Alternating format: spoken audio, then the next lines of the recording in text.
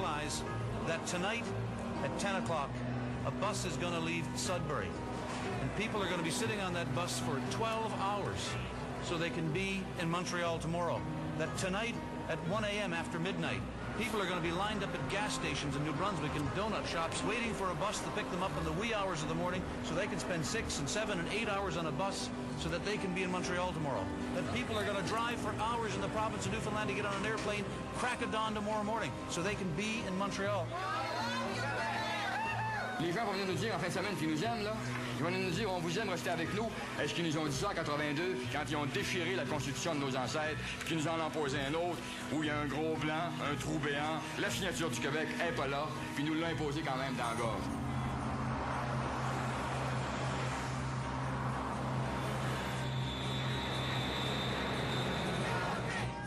Le vendredi 27 octobre, Brian Tobin gagne son pari au-delà de toutes ses attentes. Des milliers de Canadiens de tous les coins du pays convergent vers Montréal, en avion, par autobus, par train.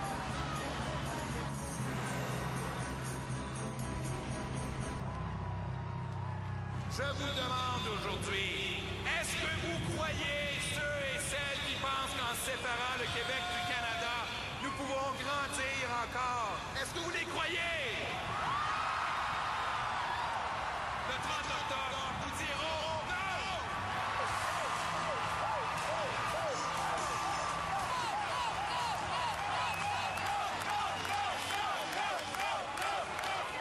Il y a une certaine euphorie qui entoure l'événement. Là, on s'adressait à une foule où on avait vraiment le sentiment que c'était tellement gros qu'on n'était pas sûr que les gens entendaient même ce qu'on disait. Mais ça permettait de maintenir un certain momentum pour la campagne.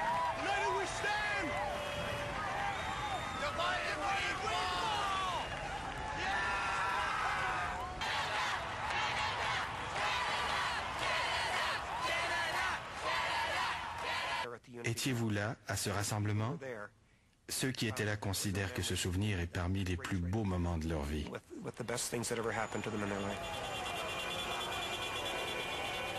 Les discours terminés, la foule enthousiaste se disperse dans les rues de Montréal. Je trouve qu'à moins une, là, c'est un petit peu ridicule. Là. Tu sais, c'est comme... ça n'a pas de bon sens. Non, non! Mais tout autour de la place du Canada, il y a des accrochages et des engueulades. Plusieurs Québécois considèrent que cette manifestation est illégale. L'événement est perçu comme une invasion, une agression. J'étais un non, moi, jusqu'à hier. Fait que tais-toi. Maintenant, je suis un oui.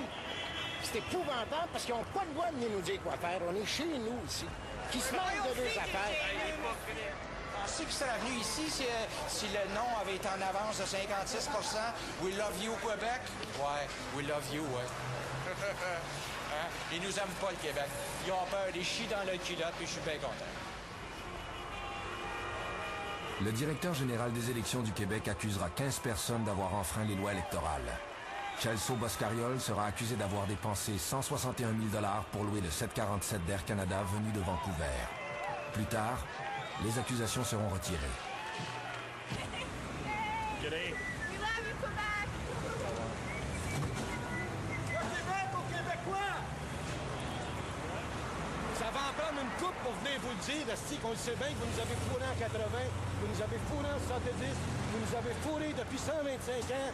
Vous venez ici nous faire à croire. Plusieurs retourneront chez eux satisfaits, inconscients de la colère qu'ils ont provoquée au Québec. Dites à Chrétiens qui respectent le vote démocratique du Québec, si vous êtes nos amis, payez vos autobus, payez vos avions, payez vos trains. Quelques-uns seulement en seront témoins. Ces jeunes se font apostropher dans la rue.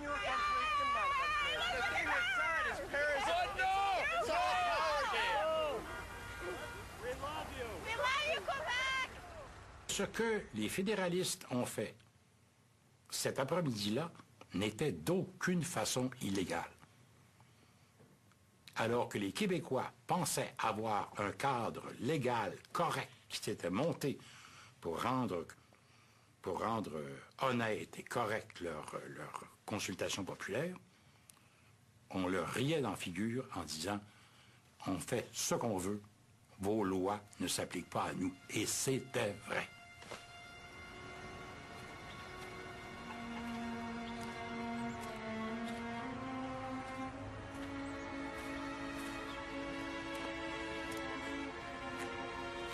C'est Phil O'Brien qui est à l'origine de cet événement. Plus tard, lorsque tous ont quitté, il s'attarde et vit un moment qu'il n'oubliera jamais. C'était comme un immense champ de bataille. Ça avait l'air de ça, un peu comme s'il y avait eu des armes à terre, mais c'était pas des armes, c'était des drapeaux. Et puis il y a personne qui était arrivé en PC, peut-être de trentaine d'années, et puis il pleurait. Et puis il ramassait les drapeaux du Québec, puis il les mettait dans son panier, un par un. Puis il me regarde et il dit, vous avez tué mon pays. J'ai dit, oh, qu'est-ce que j'ai fait? Là, vraiment, tu te sens. Là, c'était vraiment un geste qui m'a vraiment touché. C'était quelque chose.